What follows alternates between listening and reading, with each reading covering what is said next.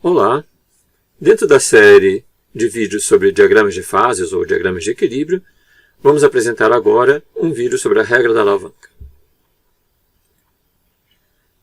No vídeo sobre solidificação, nós mostramos o exemplo de uma liga chumbo-estanho com 15% de estanho. Então esse foi o nosso primeiro conceito, composição da liga. A composição da liga é algo sobre o qual nós temos total controle. Nós colocamos, por exemplo, 15 kg de estanho, 85 kg de chumbo e obtemos 100 kg da liga.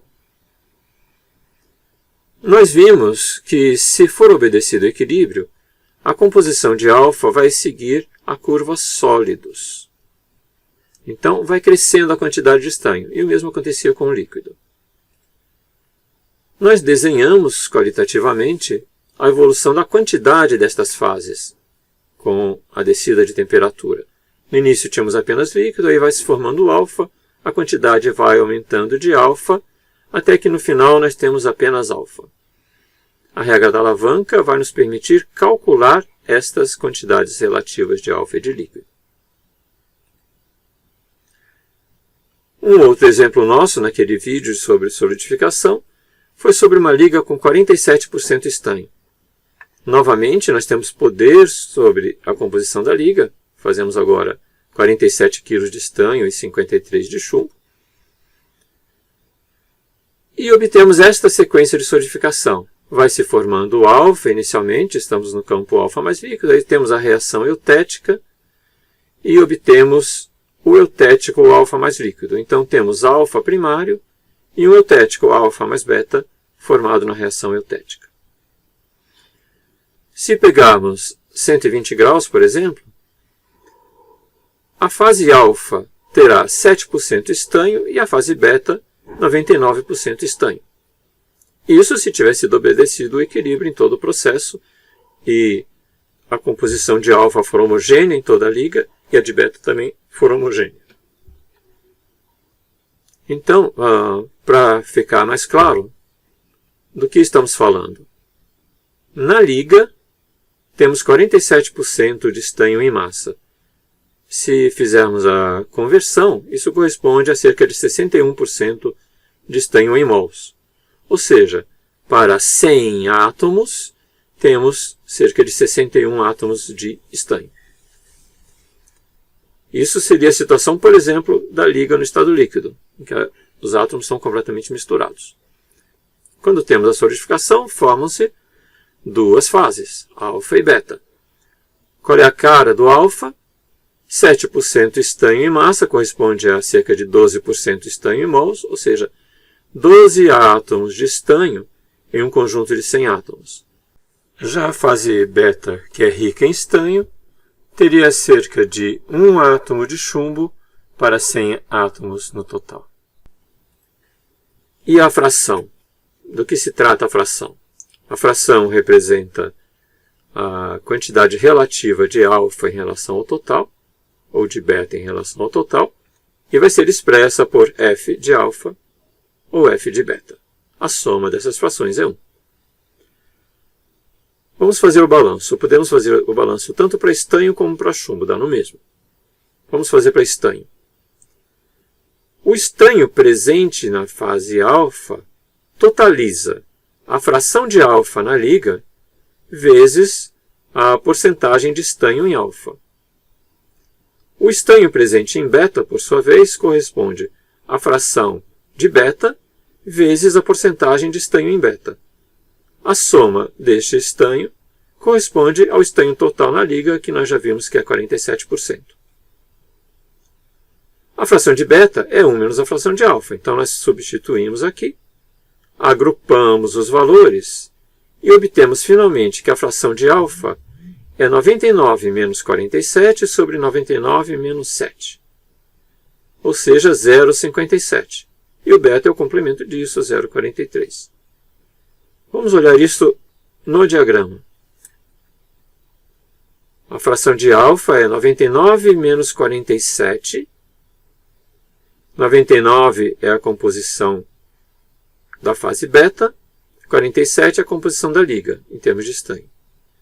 99 menos 7, composição de beta menos composição de alfa. E dá a relação 0,57. Isto corresponde a uma alavanca, daí o nome da regra, na qual o fulcro está na composição da liga, e aqui nós temos as quantidades das duas fases. Como a distância da composição da liga para a fase alfa, 40, é menor do que a distância da liga para a fase beta, 52, então a quantidade de alfa será maior do que a de beta.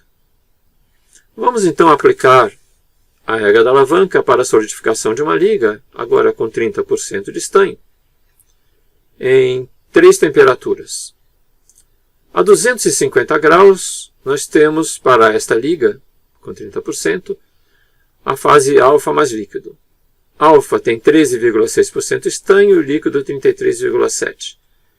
Então, o numerador de alfa vai ser 33,7 menos 30.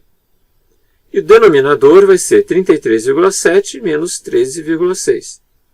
Então a fração vai ser pequena, porque essa distância é bastante menor do que essa. Como vemos, cerca de 18%. Aí a temperatura vai descendo, a quantidade de alfa vai aumentando.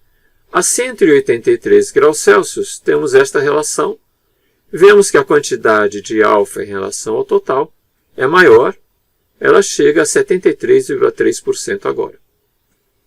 Agora, nesta temperatura nós temos 3 fases. Como é que a gente calcula então a regra da alavanca? Cadê o beta? Bem, a gente não vai calcular para as 3 fases. A gente calcula para as 2 situações limite. No início, nós temos apenas alfa mais líquido, e nós já calculamos. No final, temos apenas alfa e beta. Para calcular alfa e beta, agora, o denominador vai ser essa distância, 97,8 menos 18,3, e o numerador vai ser o lado oposto de alfa. Esta conta vai dar 85,3% de alfa. Ou seja, a quantidade de alfa aumentou um pouquinho com a reação eutética, como seria de se esperar. Finalmente, a 150 graus, nós temos uma regra da alavanca na qual a fração de alfa vai ser 97,6 menos 30 sobre 97,6 menos 10. E obtemos agora 77% de alfa. Ou seja, a quantidade voltou a diminuir um pouquinho de alfa, porque as relações de solubilidade são diferentes para alfa e beta.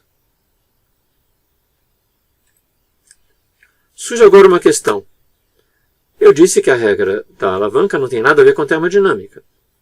Portanto, ela não tem nada a ver com equilíbrio. Então, se tivermos uma solidificação fora do equilíbrio, como foi descrito no diagrama sobre solidificação fora do equilíbrio. Por exemplo, nós chegamos com a composição de alfa a 183 graus Celsius igual a 16%, ao invés de 18,3%.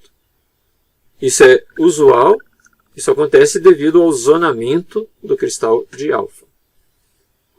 Então, como é que a gente faz agora a regra da alavanca para saber quanto alfa nós temos ao chegar a 183? É simples. O denominador agora, ao invés de ser 61,9 menos 18,3, passa a ser 61,9 menos 16. E o numerador permanece igual, 61,9 menos 30. Então, a fração de alfa formada fora do equilíbrio vai ser menor, vai ser 69,5%, ao invés de 73,3%. Muito obrigado.